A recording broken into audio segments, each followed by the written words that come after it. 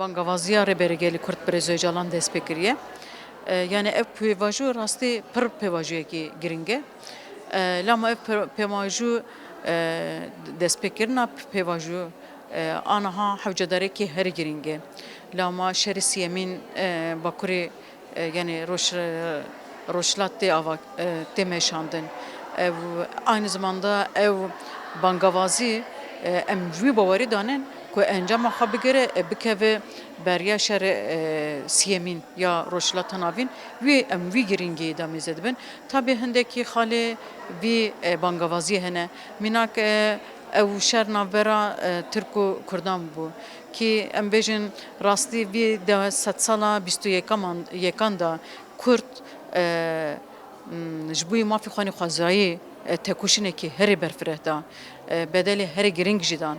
Lama em bêjin tu gel nebû ki ku ji bo mafê xwanê xwezayî ew qas tekoşinekî bide û aniha jî hêdî hûdî em bawerin encama xwe bigire. Tabii ev şer me got dilingî ye. Lama rêberê gelî Kurt Brezöy Calan bangavaziyê kir. Heya belkî we jî bihîstiye.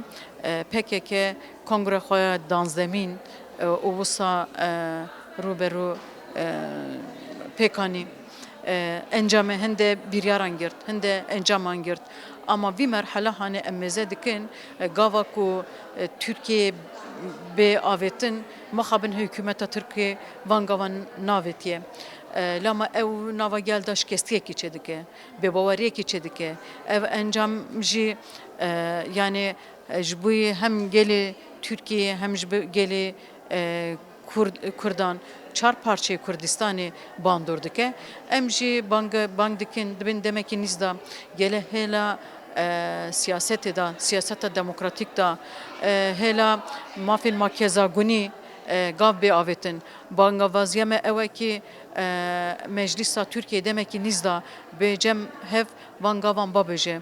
Lama ew gav eğer ku aniha we jî anî ziman ew bombabarana ser Kurdistanê ku bê avakirin ev vî demahanê xtamandinekî bê ev jî pirsgirêkê herê mezin şerê herê giran herê mezin bimeşîne ew bandor ser her digelan jî bike rastî em vî bawerî danin ki demekî nîz da ev gav bê avêtin û şerê daha bêtir giran nebe. Rêberê gelî Kurd vî gotinê got ez notisyan heya niha şerê aştiyê didim. Aniha jî em şerê aştiyê didin. Ser bi mijarê ev wisa rojek salekî da encam bigirîne ama gav bê avêtin en azından her de ewan jî baweriyekî jî gel bê. Vî merhele hani em mixabatî xwe bidişin. Yani em wek hereketa jinê wek têjayê tabii em vî hêla hanê da çünkü em bêjin van demê aştiyê hindek eğer ku gavê xurt nê avêtin pirsgirêkan bixarabîne. Ji bo vî jî em wek xebatê me aniha ji bo vî jî ji bo civaka demokratîk û aştî avakirina wî çantê avêtin vî merhele hanê em hem ji bo gelê Kurd tekoşîna ji bo gelê Kurd rêxistina ji bo gelê Kurd mezin dikin ya mayînê jî gelê Tirkiyeyê amadekariyê vî pêvajiyê dikin. Yani çünkü em vî zanin ki nava erdnigariyekî da gel bi hevra jiyan bikin gelekî eğer mafî wî tune bi ya da azat nebe gelê dijî azat nîne.